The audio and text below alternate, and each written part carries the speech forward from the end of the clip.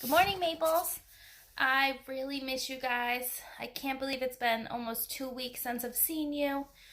I hope you are all doing well and doing some fun learning at home. I know Miss Helen has sent some awesome things for you guys to work on while you're home. I really miss our read aloud, so I figured I was gonna create a YouTube channel so that you guys can listen to a story. So I have picked Soccer on Sunday. It's a Magic Treehouse book. I absolutely love Magic Treehouse. It's by Mary Pope Osborne. And I'll read 1 or 2 chapters a day and post, and you guys can come back and listen to the stories. And I will continue to read different stories when we finish this one. I'll show you the pictures as we go along.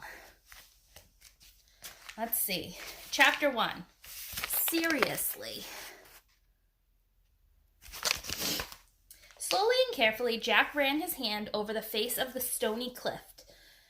His fingers gripped ridges and bumps. He lodged his bare toes into cracks in the rocks. He knew that he had to get to the top. He pushed with his legs and pulled with his hands. He was almost there. He reached up and grabbed the overhang of the cliff. The wind screamed and blew against Jack, knocking him off balance. His feet slipped. He was dangling by one hand. Jack! Jack opened his eyes. It was dark. He could faintly see Annie in the moonlight. Annie, he whispered. We have to go, she said. Have to get down, said Jack. He closed his eyes. He was still hanging from the cliff. Annie shook his shoulder. Jack, wake up. Oh, whoa. Jack sat straight up. Oh, man, I was hanging from a cliff in Egypt. You were dreaming about our last mission, interrupted Annie.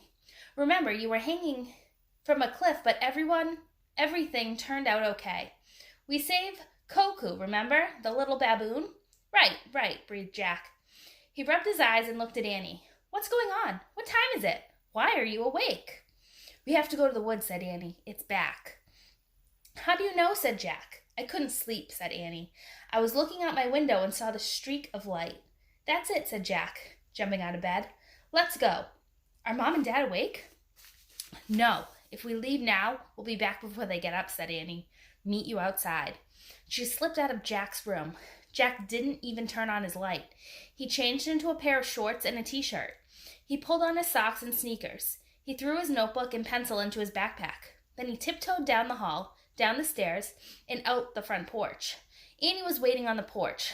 The sun was about to rise, and birds had started to chirp in the warm summer dawn. Ready? Jack whispered.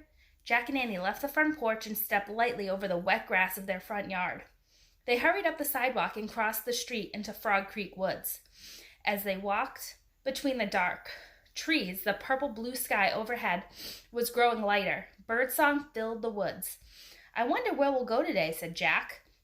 And what will be the secret of greatness that makes the ring of truth glow, Annie said.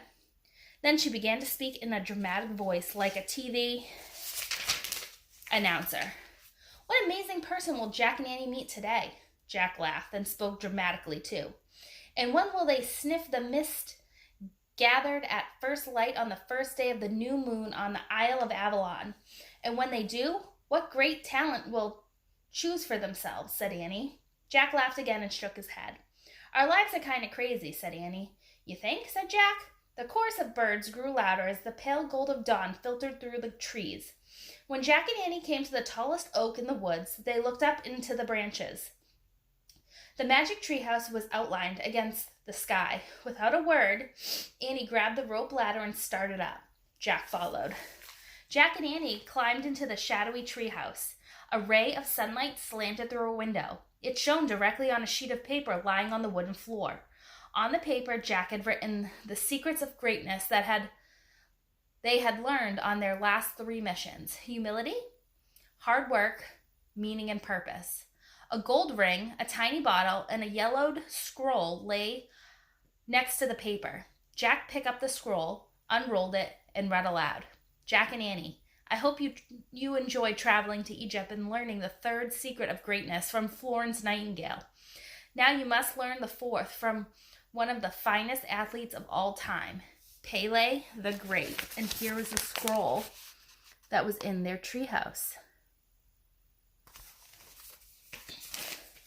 Pele the Great, said Jack. He was a brilliant soccer player from Brazil. I know. Coach Cooney told us all about him, said Annie.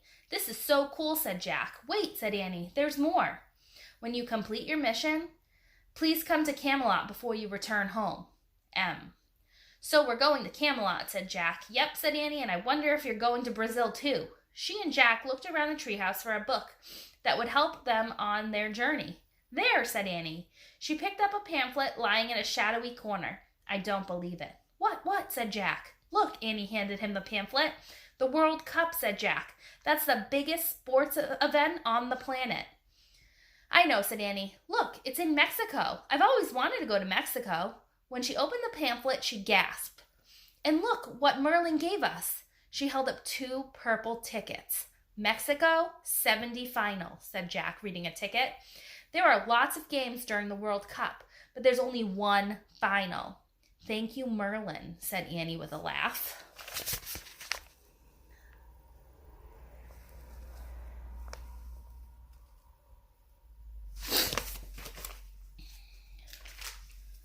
So Pele must be playing in the final, Jack said. Yep, Annie shoved their tickets in her back pocket.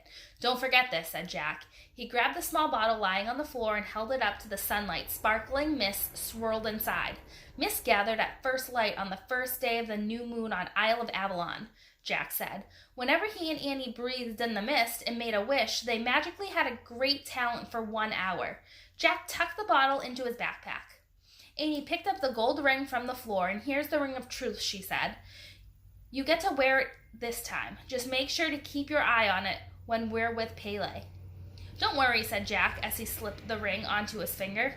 The ring of truth would shine with a fiery light when they discovered the 4th secret of greatness. Let's go, said Annie. I still can't believe we're actually headed to Mexico to a final World Soccer Cup to meet Pele the Great, Jack said. I mean, seriously, said Annie. Jack pointed at the cover of their program. I seriously wish we could go to Mexico City 1970. The wind started to blow. The treehouse started to spin. It spun faster and faster. Then everything was still. Absolutely still. That's the end of chapter 1. I'm going to stop right there, and I'll post chapter 2 and 3 later on today, my friends. I hope you enjoyed chapter 1 of Soccer on Sunday, and we'll see where Jack and Annie go next.